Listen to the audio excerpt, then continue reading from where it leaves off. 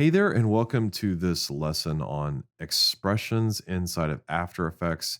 If you don't know what expressions are, essentially they are code that we use within After Effects to accomplish different things inside of motion design. So there's a ton of expressions out there, too many to cover in this lesson. I am going to tell you about a set of expressions that I use on all types of different projects. These are expressions that are very versatile and can, like I said, be used across the board on different aspects of motion design. And I'm going to show you what you can do with those expressions in these examples. So we're going to focus on wiggle, time, and loop. And for this particular first set, we're going to look at wiggle. So what can wiggle do? So what I've got here is a shape layer, and it's just a simple box shape layer. Um, Nothing going on, no keyframes set. There's no movement. So if I preview this, you can see nothing is happening. So what can wiggle do? So what I'm gonna do is hit P for position. And to add an expression, we have to click Alt or Option and click on the stopwatch. And it immediately pops up, and here's a place for us to put an expression in. And this is where we type in our code.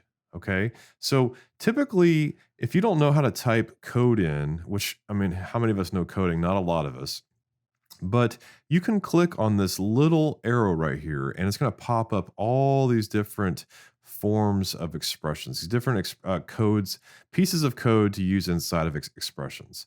Now, I'm not a coding guy, and I don't know what a lot of this stuff does.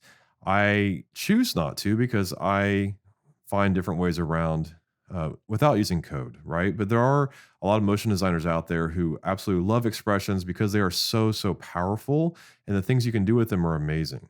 So we're not going to dive into all of this stuff here, but just know that these menus are full of all these code snippets that you can use to create your own code for expressions.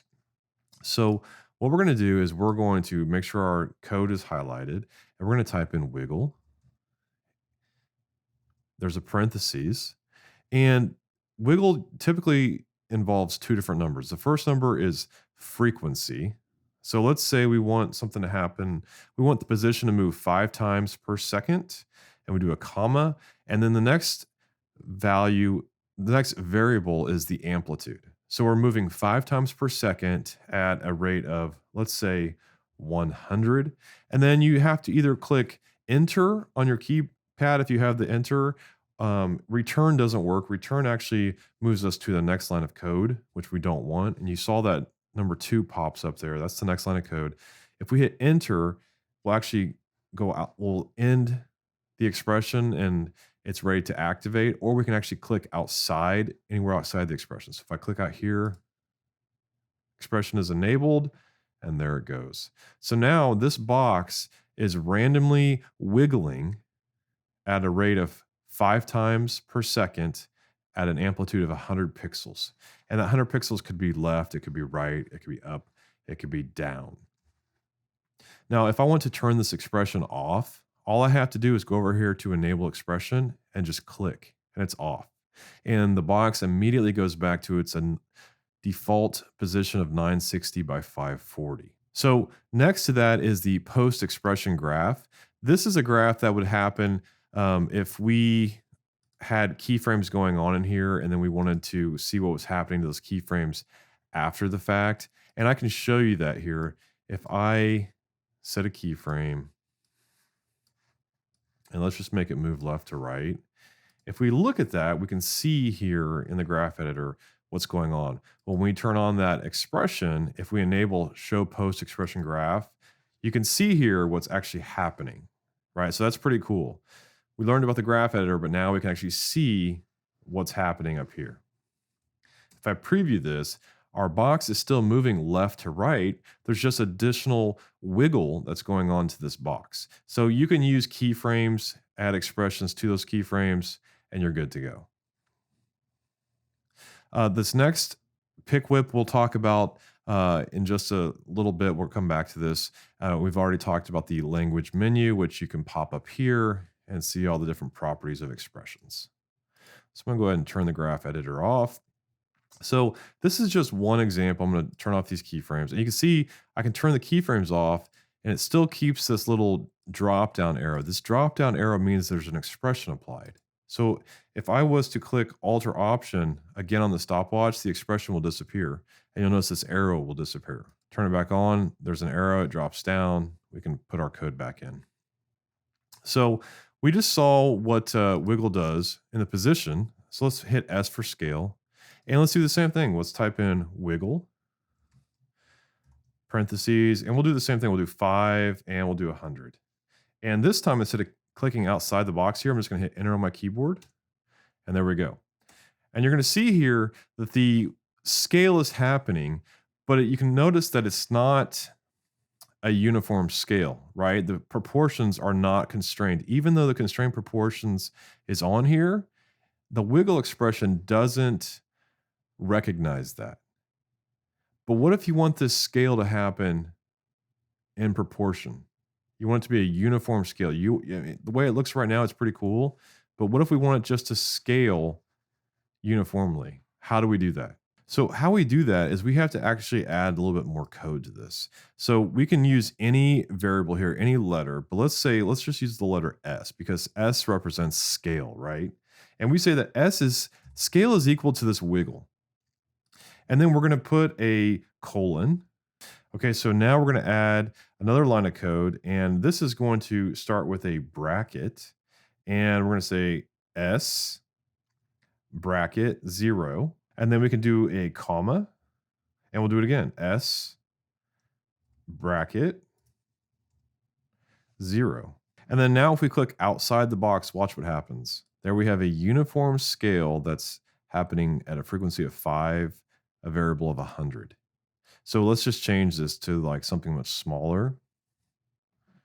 And you're going to see here it's a lot less of a scale factor. Now I can also change this from 5 to say something like 50. And you can see how much quicker this is happening. It's much more chaotic. Let's bump this back up to 100. Look at that. It's very trippy. It's like a stroby glitchy effect. So that's how you work with scale. It's just a little bit different code, but essentially if you copy this code and you just replace the frequency and the amplitude, it's going to work great for you. So I'll go ahead and turn this off.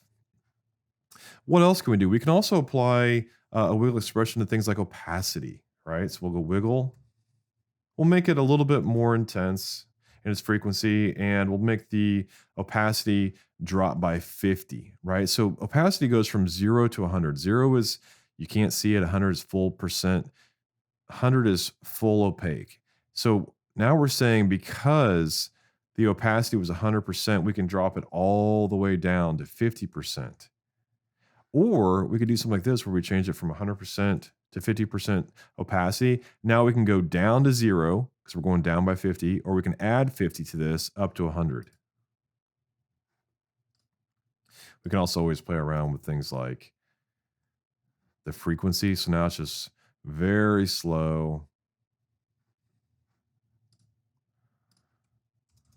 Now it's very fast. Cool. So I'm going to Option or Alt click on opacity to turn this off. Turn this back up to 100% opacity. Okay, so what else can we use the wiggle effect for? Well, it's so powerful. If you go beyond position, scale, opacity, it opens up a whole new world. So on a shape layer, we have things like fills and strokes, right? So let's just take a look at the fill. So if we take a fill and we apply a wiggle expression to the color, and I just type in wiggle, and let's do something crazy like 20 and 50. Just experimenting with values here and watch what happens. Now it's like a crazy nightclub looking light. It's like an LED light, right? So that's just by playing around with these values. I can try a 10. That's pretty cool in itself too. So you see this type of stuff on glitch artwork all the time. I'm going to Option Alt click to turn off the color one. We could go into something like a stroke. And let's add a stroke here. Very fine line here, but there we go. it's there. So let's turn it back down to 10, and we can go in the stroke, and we could go into the stroke width. We could apply a wiggle expression to this. And let's do the same thing. Let's make it like 50. I'll hit enter on the keyboard, and there you go. So it actually makes the inner box, look like it's moving. It's kind of like an illusion. It's just the stroke is getting thin or thick. It actually looks like a scale effect, but it's just the stroke doing its thing. So I'm going to Option or Alt click to turn that off. What else is there? We could do things like the roundness. And we'll just type in random values here.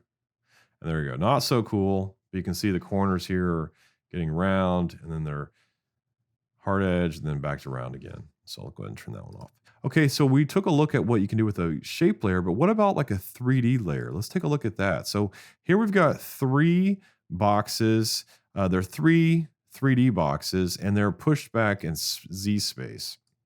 Now, if you don't understand what's going on here, I would highly advise you to check out 3D camera techniques. It's a free video series. You can find it on YouTube under motion science, and it'll explain more about how to work with 3D cameras and 3D layers. But here we have 3 layers here, and I'll just go make sure they're highlighted here. So we've got layer 1 here in the front, layer 2 here in the middle, and layer 3 is back here. So they're just moving back in Z space, and there's a very simple point light here to just give it a little bit of dimension. Nothing much. Then I also have a camera that's sitting here in the front. So I'll switch back to my active camera, and there we go. So right now, if I preview this, there's nothing going on. The camera's not moving. But what if we wanted to give the camera a wiggle expression? Can we do that? Yes, we can. So I'm going to Option click. I'm going to hit wiggle. And I'm going to try something like wiggle 1 time per second at a rate of 250 pixels. And let's see what that looks like. So it totally changes the look of this. There's no keyframes added, but I've got a wiggle expression on my camera now, which gives us a whole lot of life. And if we were to do something where we even separate the position of the camera, which we can do here, I'm just going to right click and say separate dimensions. And the expression is gone now, but we can have more control even over how this works. So let's do, again, let's do like a 1 on and an amplitude of 50. So that's kind of cool. Maybe a little bit more.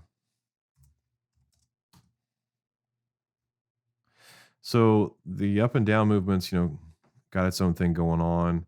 Let's add something now to the Z by itself. So maybe the Z is happening just twice as much, and it's maybe moving in twice as much. So it's happening 2 times a second, 250 pixels, right?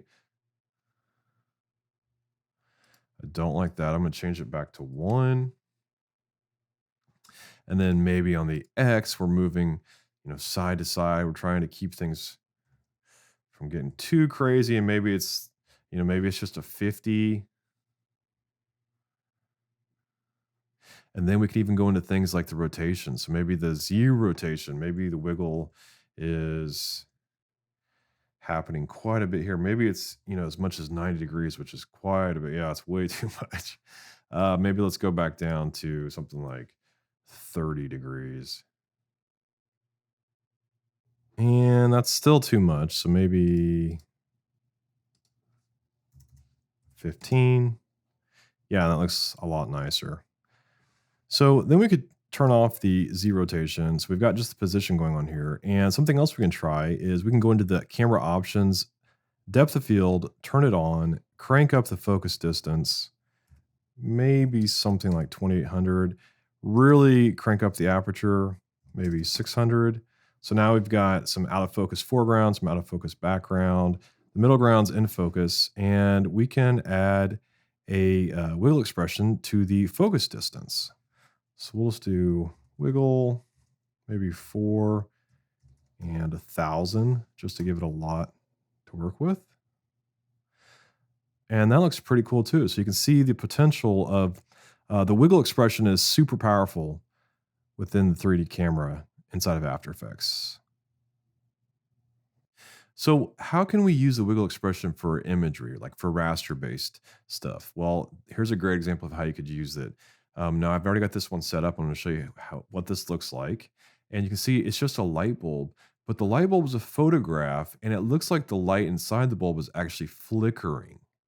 And I did this through the wiggle expression. So, let me show you what I did here.